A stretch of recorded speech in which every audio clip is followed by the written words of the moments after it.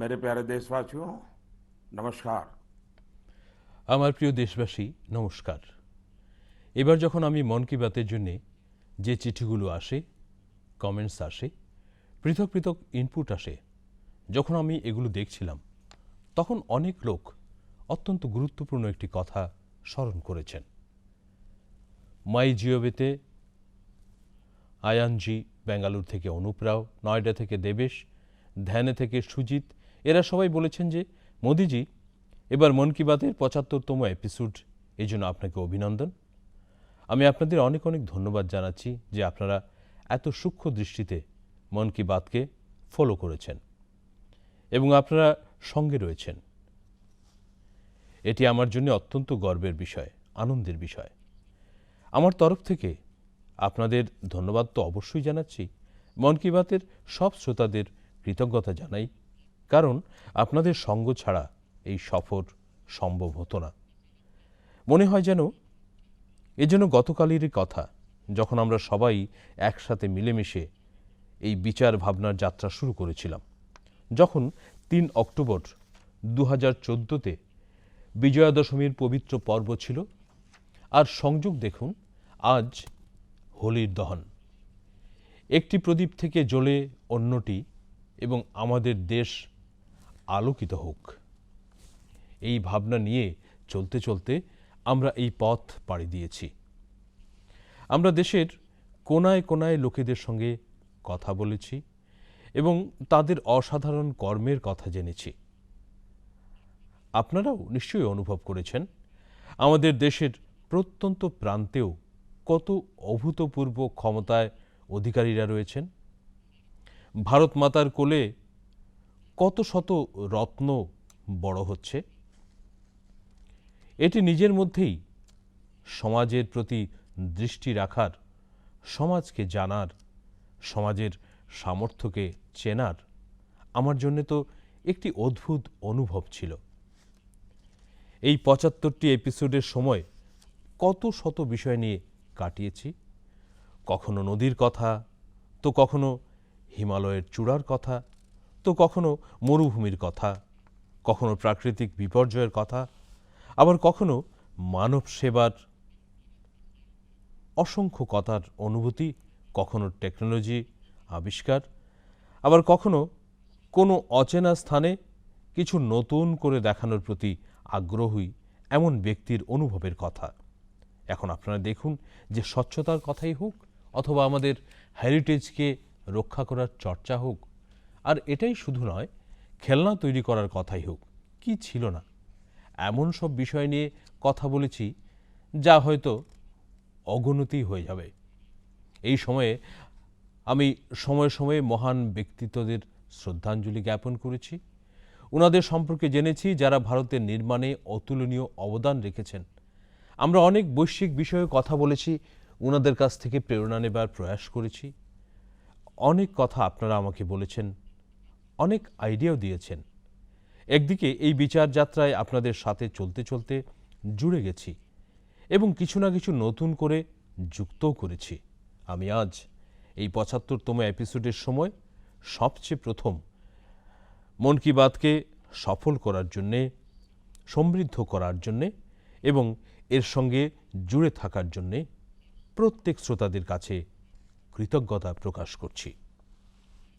আমার প্রিয় দেশবাসী, দেখুন কত বড় সুখকর সংযোগ যে আজ আমাদের ৭৫তম মন কি বাত করার সুযোগ, এবং এ মাসেই স্বাধীনতার ৭৫ বর্ষের অমৃত মহোৎসবের আরম্ভের মাস। অমৃত মহোৎসব ডান্ডি যাত্রার দিন থেকে শুরু হয়েছিল এবং ১৫ই আগস্ট ২০২৩ পর্যন্ত চলবে।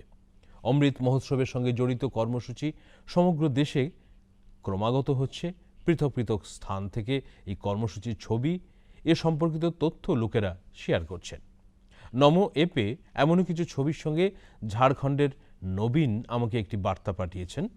তিনি লিখেছেন যে তিনি অমৃত মহোৎসবের কার্যসূচি দেখেছেন এবং মন স্থির করেছেন যে স্বাধীনতা সংগ্রামের সঙ্গে জড়িত কম করেও 10টি স্থানে যাবেন। ওনার লিস্টে প্রথম নাম ভগবান বিরসা মুন্ডার জন্মস্থান রয়েছে। নবীন লিখেছেন যে ঝাড়খণ্ডের আদিবাসী স্বাধীনতা সেনানীদের কাহিনীগুলি তিনি দেশের অন্যান্য স্থানে পৌঁছাবেন। ভাই নবীন, আপনার এই ভাবনার জন্য আপনাকে অভিনন্দন জানাচ্ছি।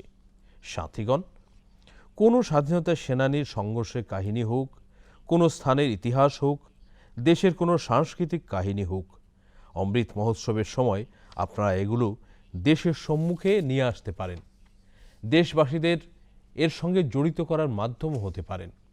আপনারা দেখবেন, দেখতে দেখতে অমৃত মহোৎসব এমন অনেক প্রেরণাদায়ক অমৃত বিন্দুতে ভরে উঠবে এবং আবার এমন অমৃত ধারা বয়ে যাবে আমাদের ভারতবর্ষের স্বাধীনতার 100 বছর পর্যন্ত প্রেরণা দেবে, দেশকে নতুন উচ্চতায় নিয়ে যাবে, কিছু না কিছু করার মনোভাবের সৃষ্টি করবে।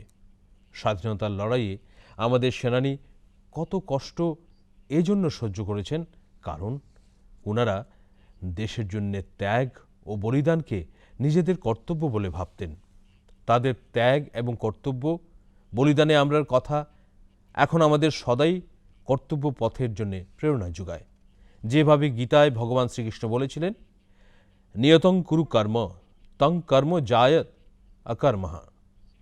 এই মনোভাবের সঙ্গে আমরা সবাই আমাদের নির্দিষ্ট কর্তব্যের সম্পূর্ণ নিষ্ঠার সঙ্গে পালন করি এবং স্বাধীনতার অমৃত মহোৎসবের অর্থ এই যে আমরা নতুন সংকল্প করি। এই সংকল্পগুলিকে বাস্তবায়িত করতে আপ্রাণ চেষ্টা করি। আর সংকল্প এমন হোক যা সমাজের জন্যে হিতকর হোক, দেশের ভালোর জন্যে হোক, ভারতের উজ্জ্বল ভবিষ্যতের জন্যে হোক, এবং সংকল্প এমন হোক যে আমার নিজের কিছু না কিছু দায়িত্ব হোক, আমার নিজের কর্তব্য এর সঙ্গে জড়িত থাকুক। আমার বিশ্বাস, গীতাকে জীবিত করার এই সুবর্ণ সুযোগ আপনাদের কাছে রয়েছে। আমার প্রিয় দেশবাসী, বিগত বছরের মার্চ মাসেই দেশ প্রথমবারের মতো জনতা কারফিউ শব্দ শুনেছিল। কিন্তু এই মহান দেশের মহান প্রজার মহাশক্তির অনুভব দেখুন। জনতা কারফিউ গোটা বিশ্বের জন্য এক আশ্চর্য স্বরূপ ছিল। অনুশাসনের এই অভূতপূর্ব উদাহরণ আগামী প্রজন্ম এ সম্পর্কে অবশ্যই গর্বিত হবে। ঠিক একইভাবে আমাদের করোনা ওয়ারিয়ার্সের প্রতি সম্মান, আদর, থালা বাজানো, তালি বাজানো, প্রদীপ জ্বালানো, আপনারা কল্পনা করতে পারবেন এটি করোনা ওয়ারিয়ার্সের হৃদয় কিভাবে ছুঁয়ে গেছিল? আর এটাই তো কারণ যে পুরো বছর ওরা কোনো ক্লান্তি না নিয়ে, না থেমে কাজে নিয়োজিত ছিল। দেশে প্রত্যেক নাগরিকের জীবন বাঁচানোর জন্যে আপ্রাণ প্রয়াস করে লড়াই করে গেছেন। বিগত বছর এই সময়ে প্রশ্ন ছিল যে করোনার প্রতিষেধক কখন আসবে। সাথীগণ, আমাদের সবার জন্য গর্বের বিষয় যে আজ ভারত বিশ্বের সবথেকে বৃহৎ ভ্যাকসিন প্রোগ্রাম চালাচ্ছে। ভ্যাকসিনেশন প্রোগ্রামের ছবির কথা আমাকে ভুবনেশ্বরের পুষ্পা শুক্লাজি লিখেছেন। উনি বলেছেন যে ঘরের বয়স্ক লোকেরা ভ্যাকসিন নিয়ে এত উৎসাহ দেখাচ্ছেন যে উনাদের এই উৎসাহের কথা যেন আমি মন কি বাতে উল্লেখ করি। সাথীগণ, এটা সত্যি যে দেশের কোনায় কোনায় আমরা এ ধরনের খবর শুনছি, এ সম্পর্কিত ছবি দেখছি যা আমাদের মন ছুঁয়ে যায়। ইউপির জৌনপুরে 109 বছরের বয়স্ক মা রাম দুলিয়াজি টিকা গ্রহণ করেছেন। এমনই দিল্লিতেও 107 বছরের কেবল কৃষ্ণজি ভ্যাকসিনের ডোজ নিয়েছেন। হায়দ্রাবাদের 100 বছরের জয় চৌধুরীজি ভ্যাকসিন নিয়েছেন এবং সবার প্রতি আবেদনও জানিয়েছেন যে ভ্যাকসিন অবশ্যই গ্রহণ করুন। আমি টুইটার, ফেসবুকে দেখতে পাচ্ছি যে কিভাবে লোকেরা নিজেদের ঘরের বয়স্কদের ভ্যাকসিন দেওয়ার পর তাদের ফটো আপলোড করছেন। কেরলের এক যুবা আনন্দান নায়ার একে একটি নতুন শব্দ দিয়েছেন, ভ্যাকসিন সেবা। এমনই বার্তা দিল্লি থেকে শিবানী, হিমাচল থেকে হিমাংশু এবং অন্যান্য যুবারাও পাঠিয়েছেন। আমি সব শ্রোতাদের এই বিচার ভাবনার প্রশংসা করছি। এই সবের মধ্যে করোনার সঙ্গে লড়াইয়ের মন্ত্র অবশ্যই মনে রাখবেন, দবাই ভি কড়াই ভি। আর কেবল আমিই বলবো তা নয়, আমাদের বাঁচতে হবে, বলতে হবে, অন্যদেরও জানাতে হবে, দবাই ভি কড়াই ভি। এর জন্যে দৃঢ় প্রতিজ্ঞ হতে হবে। আমার প্রিয় দেশবাসী, আমাকে আজ ইন্দোরের বাসিন্দা সোম্যাজিকে কৃতজ্ঞতা জানাতে হবে। তিনি একটি বিষয়ে আমার দৃষ্টি আকর্ষণ করেছেন এবং এর উল্লেখ মন কি বাতের মধ্যে করতে বলেছেন। এই বিষয়টি হল ভারতের ক্রিকেটার মিতালি রাজজির নতুন রেকর্ড। মিতালি রাজ সম্প্রতি আন্তর্জাতিক ক্রিকেটে 10,000 রান করা প্রথম ভারতীয় মহিলা ক্রিকেটার হয়েছেন। তার এই প্রাপ্তিতে অনেক অনেক অভিনন্দন। তিনি ওয়ানডে ইন্টারন্যাশনালে 7,000 রান সংগ্রহ করা একমাত্র মহিলা খেলোয়াড়। মহিলা ক্রিকেটের ক্ষেত্রে তার যোগদান উল্লেখযোগ্য। 2 দশকেরও বেশি ক্যারিয়ারে মিতালি রাজজি হাজার হাজার লক্ষ লক্ষ দেশবাসীকে প্রেরণা জুগিয়েছেন।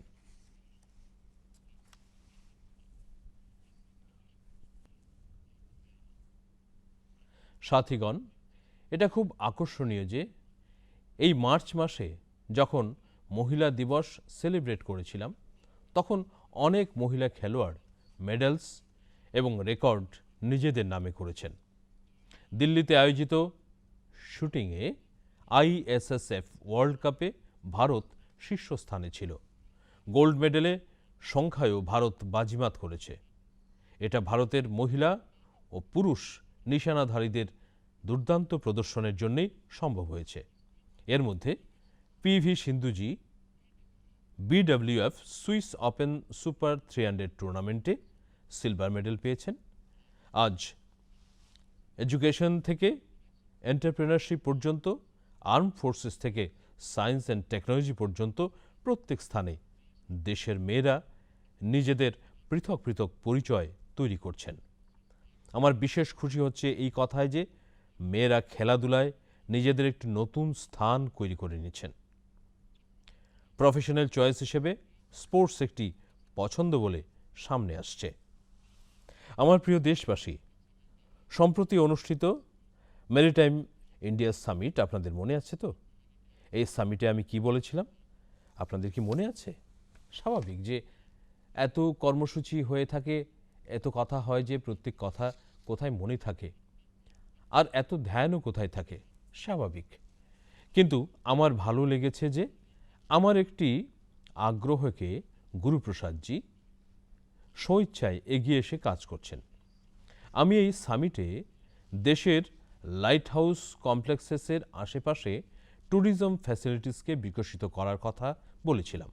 গুরুপ্রসাদজি তামিলনাড়ুর 2টি lighthouse, Chennai lighthouse ও মহাবলীপুরম লাইট হাউস 2019-এর যাত্রার অনুভবের কথা ভাগ করে নিয়েছেন।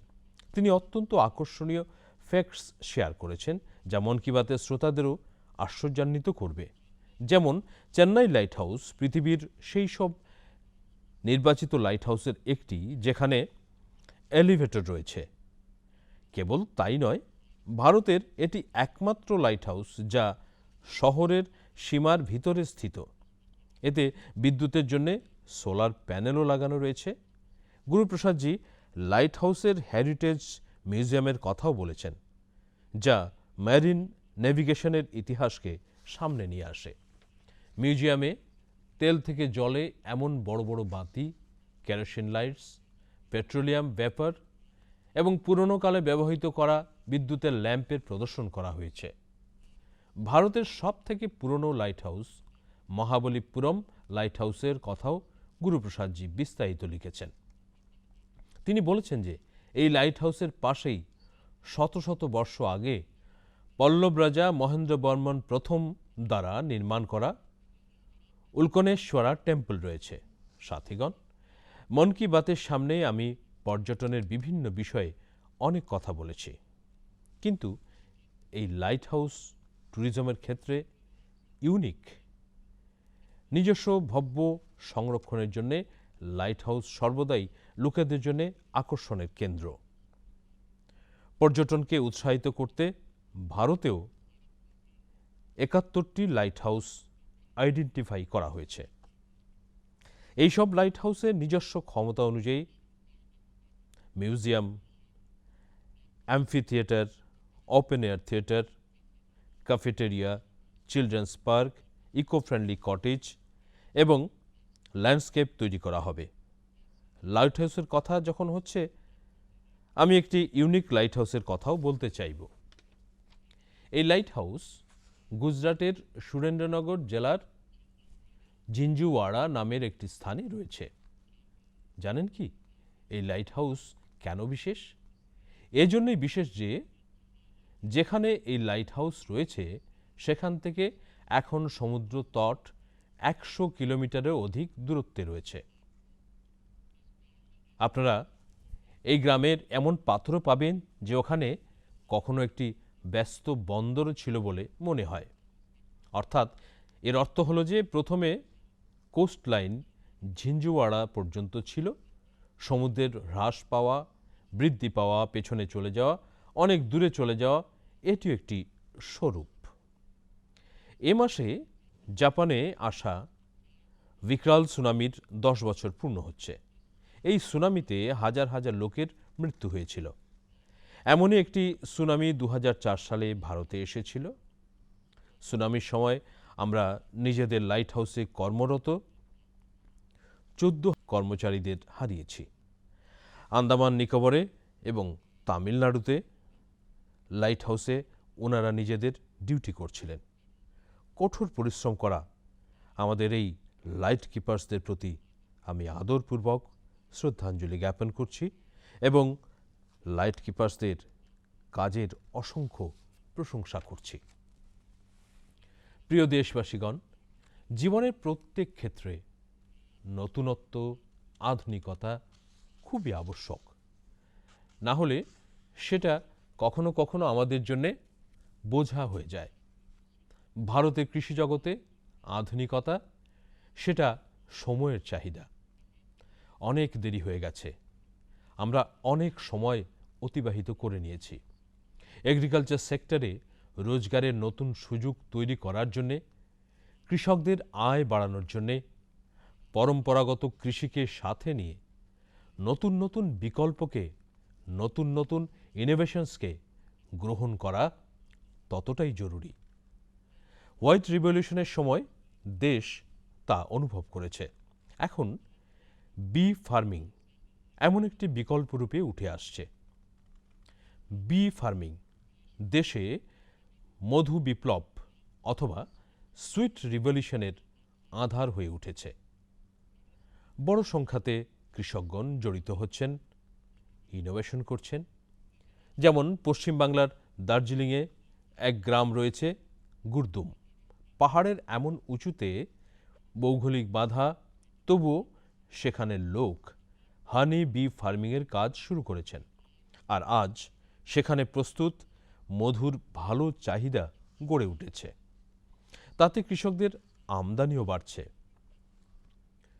পশ্চিমবাংলার সুন্দরবন এলাকার প্রাকৃতিক অর্গানিক হনি তো দেশ ও সমস্ত বিশ্বে পছন্দ করে থাকেন।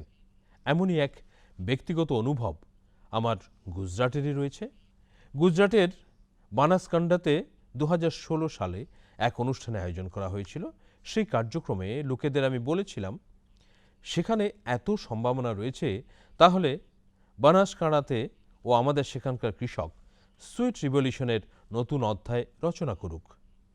আপনারা জেনে খুশি হবেন, এত কম সময়ের মধ্যে বানাসকাঁঠা মধু উৎপাদনের মুখ্য কেন্দ্র হয়ে উঠেছিল। আজ বানাসকাঁঠা কৃষক মধু থেকে লক্ষ লক্ষ টাকা বার্ষিক আয় করছে। এমনই এক উদাহরণ হরিয়ানার যমুনানগরে রয়েছে। যমুনানগরে কৃষক বি ফার্মিং করে বার্ষিক অনেক টন মধু উৎপাদন করছেন, নিজেদের আয় বাড়িয়ে তুলছেন। কৃষকদের এই পরিশ্রমের পরিণামে দেশে মধু উৎপাদন লাগাতার বেড়ে চলেছে এবং বার্ষিক প্রায় 1.25 লাখ টন ছুঁয়ে ফেলেছে। তার থেকে অধিক মাত্রায় মধু বিদেশে রপ্তানি হচ্ছে। সাথীগণ, হানি বি ফার্মিংয়ে কেবল মধু থেকেই উপার্জন নয়, পাশাপাশি বি ওয়ার্কসও উপার্জনের এক বড় মাধ্যম হয়ে ওঠে। Pharma industry, food industry, textile ও কসমেটিক ইন্ডাস্ট্রি প্রত্যেক জায়গায় ভিওয়াক্সের ডিমান্ড রয়েছে। আমাদের দেশ আপাতত ভিওয়াক্সের আমদানি করে থাকে, কিন্তু আমাদের কৃষকের এখানকার এই অবস্থা দ্রুতগতিতে পাল্টে যাচ্ছে। অর্থাৎ একদিকে আত্মনির্ভর ভারত অভিযানে সাহায্য করে যাচ্ছেন। আজকাল সমস্ত বিশ্ব আয়ুর্বেদ ও ন্যাচারাল হেলথ প্রোডাক্টের দিকে তাকিয়ে রয়েছে। এমনই মধুর চাহিদা আরও দ্রুতগতিতে বেড়ে চলেছে। আমি চাই দেশের অনেক সংখ্যক কৃষক নিজেদের চাষবাসের সাথে সাথে বি ফার্মিংয়ের সাথেও যোগ দেয়। তা কৃষকদের উপার্জনও বাড়াবে ও অনেক জীবনে মিষ্টতাও ঘুলে দেবে। আমার প্রিয় দেশবাসী, এই কিছুদিন পূর্বে ওয়ার্ল্ড স্প্যারো ডে উদযাপন করা হয়েছে। স্প্যারো অর্থাৎ চড়ুই পাখি। কোথাও তাকে চকলি বলা হয়, কোথাও চিমনি বলা হয়, আবার কোথাও ঘন চিরিকা বলা হয়ে থাকে। প্রথমে আমাদের ঘরের দেওয়ালে, আশেপাশের গাছে চড়ুই পাখি ঘুরে বেড়াতো, কিন্তু এখন লোকে চড়ুই পাখি সেই বলে মনে রাখে যে কিছুদিন পূর্বে, 1 বছর পূর্বে চড়ুই পাখি দেখেছিলাম। আজ তাকে বাঁচানোর জন্যে আমাদের প্রয়াস করতে হচ্ছে।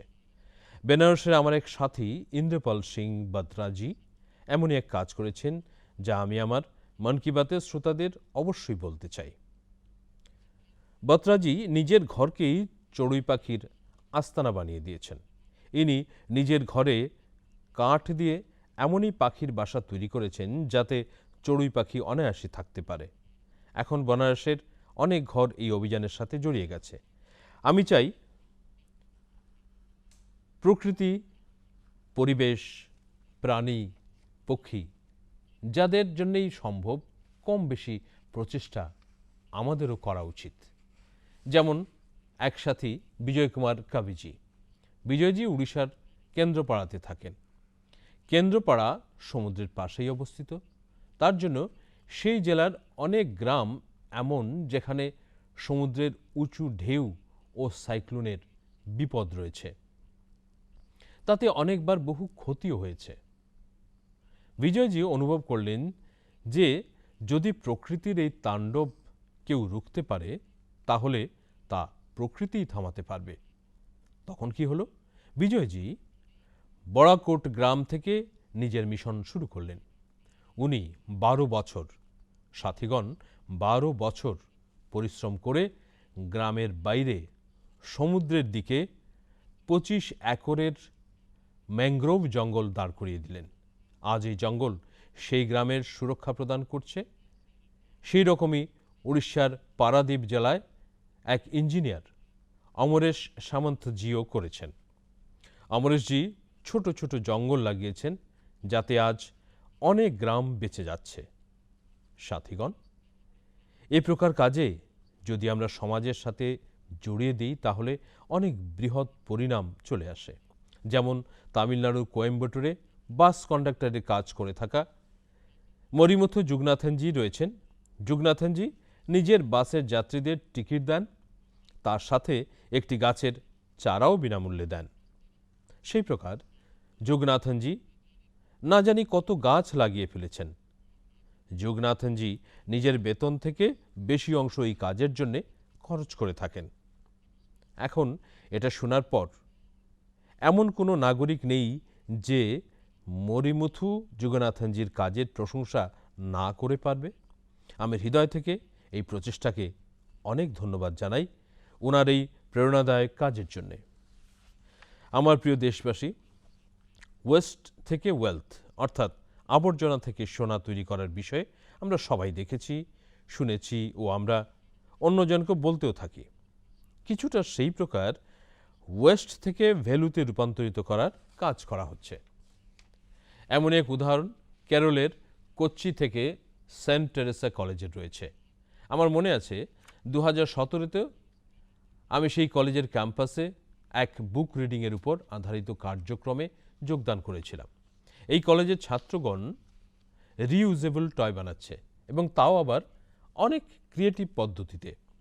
এই ছাত্রগণ পুরনো কাপড়, ফেলে দেওয়া কাঠের টুকরো, ব্যাগ ও বক্সেসকে ব্যবহার করে খেলনা তৈরি করছেন। কোনো ছাত্র পাজল বানাচ্ছেন, তো কেউ কার এবং ট্রেন বানাচ্ছেন। সেখানে একটা বিষয়ে অনেক গুরুত্ব দেওয়া হয় যে খেলনাগুলো সেফ হওয়ার সাথে সাথে চাইল্ড ফ্রেন্ডলিও হয়ে থাকে। আর এই সমস্ত প্রচেষ্টাকে একটি ভালো দিক এটা যে এই খেলনাগুলো অঙ্গনওয়াড়ি বাচ্চাদের খেলার জন্যে দেওয়া হয়ে থাকে।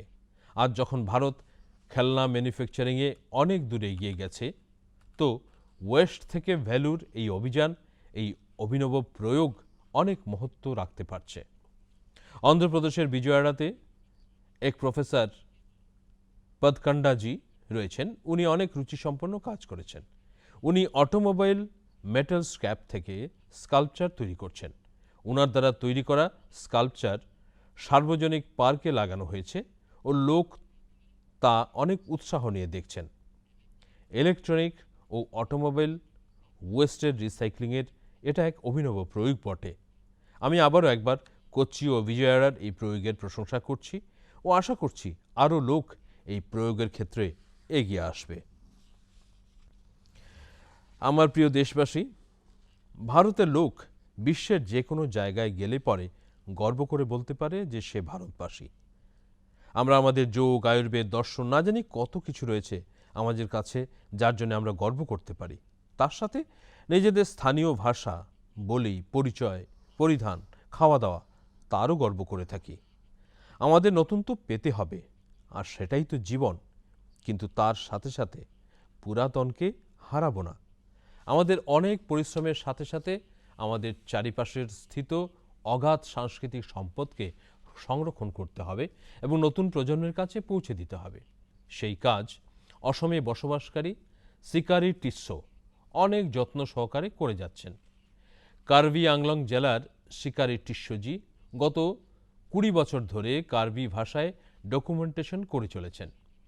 কোনো কালে কোনো যুগে কার্বি আদিবাসী ভাই বোনেদের ভাষা কার্বি আজ মুখ্য ধারা থেকে অদৃশ্য হয়ে যাচ্ছে। শ্রীমান শিকারি টিস্সোজি তার সিদ্ধান্ত নিয়েছেন যে নিজেদের সেই পরিচয় তিনি রক্ষা করবেন। আর আজ ওনার প্রচেষ্টাতে কার্বি ভাষার অনেক বিষয় ডকুমেন্টেড হয়ে যাচ্ছে। ওনার নিজের সেই প্রচেষ্টার জন্যে অনেক জায়গায় প্রশংসা পেয়েছেন এবং অ্যাওয়ার্ডও পেয়েছেন। মন কি বাতের মাধ্যমে শ্রীমান শিকারি টিস্সোজিকে আমি অভিনন্দন জানাচ্ছি। কিন্তু দেশের অনেক কোণায় এ ধরনের অনেক সাধক রয়েছেন যারা একটি কাজ নিয়ে সংকল্পবদ্ধ রয়েছেন। আমি তাদের সকলকে অভিনন্দন জানাচ্ছি। আমার প্রিয় দেশবাসী, যে কোনো নতুন শুরুয়াত বা নিউ বিগিনিং সর্বদাই অনেক বিশেষ হয়ে থাকে। নিউ বিগিনিংয়ের অর্থ নিউ পসিবিলিটিস, নতুন প্রয়াস। আর নতুন প্রয়াসের অর্থ নতুন শক্তি ও নতুন উৎসাহ। সেই কারণে আলাদা আলাদা রাজ্য ও ক্ষেত্রতে এবং বিবিধতা ভরাতে আমাদের সংস্কৃতিতে কোনো কিছুর প্রারম্ভ বা শুরুয়াত উৎসবের আকারে পালন করা হয়, আর সেটা আমাদের পরম্পরা। আর এই সময় নতুন শুরুয়াত আর নতুন উৎসবের আগমনের সময় হোলিকেও বসন্তের উৎসব হিসেবে পালন করার পরম্পরা রয়েছে। যে সময়টা আমরা রঙের সাথে হোলি পালন করে থাকি, সেই সময় বসন্ত আমাদের চারিদিকে নতুন রং বিকিরণ করতে থাকে। এই সময় ফুল ফুটতে শুরু করে ও প্রকৃতি জীবন্ত হয়ে ওঠে। দেশের বিভিন্ন স্থানে অতি সত্বর নতুন বছর পালন করা হবে। সেটা উগাদি হতে পারে, পথণ্ডু, গুড়ি পড়োয়া বা বিহু, নবরেয় বা পয়লা, বা পুনরায় বৈশাখ বা বৈশাখী। সমস্ত দেশ উমঙ্গ, উৎসাহ ও নতুন উদ্দীপনার রঙে ভিজে উঠবে। এই সময় কেরলে অত্যন্ত সুন্দর উৎসব বিশু পালন করা হচ্ছে। তারপর তাড়াতাড়ি চৈত্র নবরাত্রির পার্বণও এসে যাবে। চৈত্র মাসের নবম দিন আমাদের এখানে রামনবমীর পর্ব হয়ে থাকে। তাতে ভগবান রামের জন্মোৎসবের সাথে সাথে ন্যায় ও পরাক্রমের এক নতুন যুগ ও প্রারম্ভরূপে পালন করা হয়ে থাকে। সেই উপলক্ষে চারিদিকে ধুমধামের সাথে ভক্তিভাবের আবহ হয়ে থাকে, যা মানুষকে আরও কাছে টেনে নেয়, তাদেরকে পরিবার ও সমাজের সাথে মিলিত করে, পরস্পরের সম্বন্ধকে মজবুত করে তোলে। এই উৎসবের বাতাবরণে আমি সকল দেশবাসীকে শুভকামনা জানাচ্ছি। সাথীগণ, এই সময়ে 4 এপ্রিল দেশে ইস্টারও পালন করা হবে। জেসাস ক্রাইস্টের পুনর্জীবনের উৎসবরূপে ইস্টারে উৎসব পালন করা হয়ে থাকে। সত্যিকার অর্থে বলতে গেলে ইস্টার জীবনের নতুন শুরুয়াতের সাথে জড়িত। ইস্টার প্রত্যাশা পুনর্জীবিত করার প্রতীক। On this holy and auspicious occasion, I greet not only the Christian community in India, but also Christians globally. আমার প্রিয় দেশবাসী, আজ মন কি বাতে আমরা অমৃত মহোৎসব ও দেশের জন্য আমাদের কর্তব্যের কথা বলেছি। আমরা অনেক পর্ব ও উৎসবের উপর আলোচনা করেছি। তারই মধ্যে আরও একটি উৎসব আসছে যা আমাদের সাংবিধানিক অধিকার ও কর্তব্যকে মনে করিয়ে দেয়। তা হলো 14 এপ্রিল ডক্টর বাবা সাহেব আম্বেদকরজির জন্মজয়ন্তী। এই বছর অমৃত মহোৎসবে সুযোগ আমাদের কাছে বিশেষভাবে ধরা দেবে। আমার বিশ্বাস বাবা সাহেবের এই জন্মজয়ন্তীকে আমরা নিশ্চয়ই স্মরণীয় করে রাখব, নিজের কর্তব্যের সংকল্প নিয়ে উনাকে শ্রদ্ধাঞ্জলি প্রদান করব। এই বিশ্বাসের সাথে আপনাদের সবাইকে পর্ব ও উৎসবের পুনর্বার শুভকামনা। আপনারা সবাই খুশি থাকুন, সুস্থ থাকুন ও খুব উল্লাসও পালন করুন। এই কামনার সাথে আবারও স্মরণ করছি, দবাই ভি কড়াই ভি। कड़ाई भी। बहुत बहुत धन्यवाद।